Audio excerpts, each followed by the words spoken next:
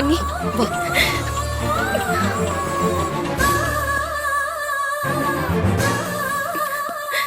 அன்பு அக்கா. அன்பு அக்கா எப்படியாவது என்ன வெளியில கூட்டிட்டு போயிருக்கா. நான் போலீஸ் ஸ்டேஷன்ல இருக்கேன்னு என் ட்ரைனிங் ஆபீசருக்கு தெரிஞ்சா என் போஸ்டிங்க்கு பிரச்சனை வந்துரும்க்கா. இல்ல. ப்ளீஸ்க்கா அவட்ட எப்படியாவது பேசி புரிய பேசலாம்டா, வைக்கா. ப்ளீஸ் ஏமா இங்க வாங்க. அக்கா போய் பேசுக்கா. அன்பு நீ பயப்படாத அன்பு. ஏமா உன் இஷ்டத்துக்கு அக்யூஸ்ட் கிட்ட பேசிக்கிட்டு இருக்க? சார் அவன் அக்யூஸ்ட்லாம் இல்ல சார், சொல்றது கொஞ்சம் புரிஞ்சுக்கோங்க. சார் நானும் அன்பு லவ் பண்ணி தான் கல்யாணம் பண்ணிக்கிட்டோம். அந்த கோவத்துல தான் எங்க அம்மா அன்பு மேல கம்ப்ளைண்ட் பண்ணிட்டாங்க.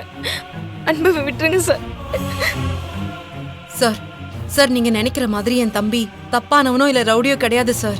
சார் இது எங்க குடும்ப பிரச்சனை சார். சார் நாங்க பேசி சரி பண்ணிக்கிறோம் சார். உங்க குடும்ப பிரச்சனைனா உங்க குடும்பத்துக்குள்ள இருக்கிற வரைக்கும் எங்களுக்கு பிரச்சனை இல்ல.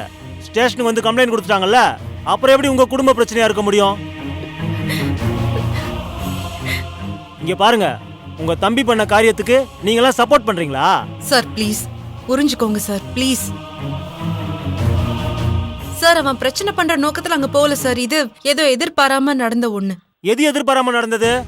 ஆபீஸ் தேடி போய் ஒருத்தன் கைய உடைக்கிறது எதிர்பாராம நடக்கிறதா? இங்க பாருங்க, அங்க இருந்தவங்க எல்லாரும் இவன் பண்ண அக்கிரமத்தை பார்த்திருக்காங்க. இவன் பண்ண காரியத்துக்கு அடிச்சு விசாரிக்காம இருக்கணும்னு சந்தோஷப்படுங்க. இவன் வெளியில இருக்கிற வரைக்கும் தன் பிள்ளையோட உசுருக்கு ஆபத்துன்னு பாதிக்கப்பட்டவங்க கம்ப்ளைண்ட் கொடுத்திருக்காங்க. நீங்க என்ன சொன்னாலும் சரி, எஃப்ஐஆர் போட்டு நான் அவனை உள்ள தள்ளதான் போறேன்.